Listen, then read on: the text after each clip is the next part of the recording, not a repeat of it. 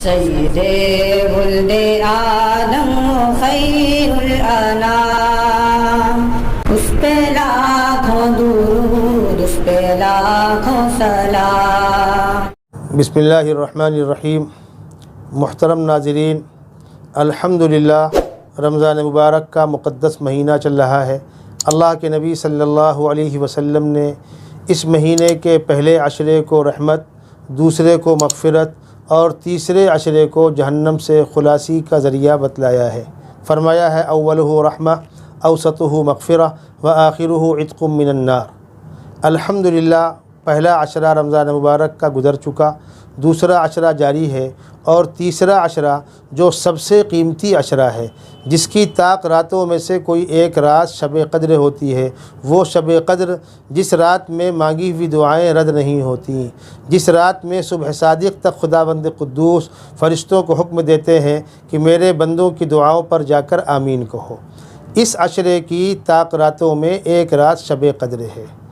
یہ آخری عشرہ اللہ کے نبی صلی اللہ علیہ وسلم نے آخری عشرے میں بڑی مسجدوں میں اعتکاف میں بیٹھنے کو سنت علی الکفایہ قرار دیا ہے، یعنی علاقے کی جو بڑی مسجد ہو، ہر علاقے کی ایک بڑی مسجد میں اعتکاف میں لوگ بیٹھیں، چند لوگ بیٹھ جائیں، اگر کوئی نہیں بیٹھے گا سب گنہگار ہوں گے۔ 20 تاریخ کی شام سے عصر بعد سے لے کر چاند رات تک، یعنی جب تک چاند نہ نکلے اس وقت تک اللہ کے بندے آ کر اللہ کے گھر میں اپنا سب کچھ لے کر آ کر یہیں آ کر پڑ جائیں گے۔ معتکف کی حدیث کے اندر بڑی فضیلت ہے۔ جس طریقے سے ایک مریض جب ڈاکٹر کے ہاں ایڈمٹ ہو جاتا ہے تو اس کے وقت پر دواؤں کی پابندی، پرہیزی کھانا اور چیک اپ وغیرہ، مرض پر کنٹرول کرنا، یہ ڈاکٹر کی اخلاقی ذمہ داری ہوتی ہے۔ ٹھیک اسی طرح معتکف اللہ کے گھر میں آ کر پڑ گیا اور اپنے آپ کو اللہ کے سامنے وقف کر دیا تو معتکف عبادت کرتا ہے تو بھی ثواب، تھک کر سو گیا تو بھی ثواب، اور آخری عشرے میں طاق راتوں کی قیمتی گھڑی جب بھی آئے گی معتکف اس کا حقدار ہوگا۔ اعتکاف کی بہت فضیلت ہے، بہت اہمیت ہے۔ اس وقت کے آنے سے پہلے ابھی 6-7 دن باقی ہیں، ساری فیملی کے لوگ اپنے گھر کے ایک فرد کو فارغ کریں جس کو مسجد سے مناسبت ہو، اور وہ آ کر اعتکاف میں اللہ کے نیک بندوں کے ساتھ شامل ہو۔ جب اعتکاف میں بیٹھیں نہا دھو کر بیٹھ جائیں، روز نہانے کا معمول نہ بناویں، لیکن 2-3 دن کے بعد جب بدن باس مارنے لگے، بدن کھجلانے لگے تو مسجد کے ہی کسی حصے میں، متصل حصے میں کم وقت میں نہا کر فارغ ہو جائیں، وہاں بیٹھ کر کپڑے نہ دھلیں، دوسری فالتو باتیں نہ کریں، لیکن ضرورت کی حد تک صابن لگا کر نہا لیں تاکہ بدن فریش ہو اور عبادات میں طبیعت لگے۔ یہ طبعی تقاضے کا حصہ ہے۔ بعض لوگوں غلط فہمی اس سے ہی منع کرتے ہیں، یہ منع نہیں ہے۔ البتہ غسل خانے میں بیٹھ کر لمبے ٹائم تک ٹھنڈا پانی ڈالنا، ٹائم پاس کرنا، فقہا نے اس کو منع کیا ہے۔ اس کا نام ہے غسل تبرید۔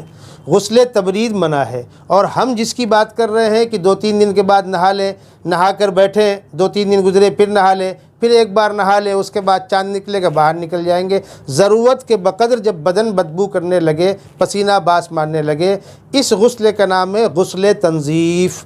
ملک کے ذمہ دار علماء اس فرق کو محسوس کر رہے ہیں اور الحمدللہ اس کی اجازت دے رہے ہیں۔ میں بھی پورے انشراح کے ساتھ کہتا ہوں کہ معتکف بطور نظافت کے جب بدن باس مارے، پسینہ باس مارنے لگے، بدن کھجلانے لگے تو عبادات میں طبیعت نہ لگے، اس سے بہتر ہے کہ مسجد سے متصل کسی خطے میں، اگر اندر ممکن ہو تو اندر، ورنہ مسجد سے متصل۔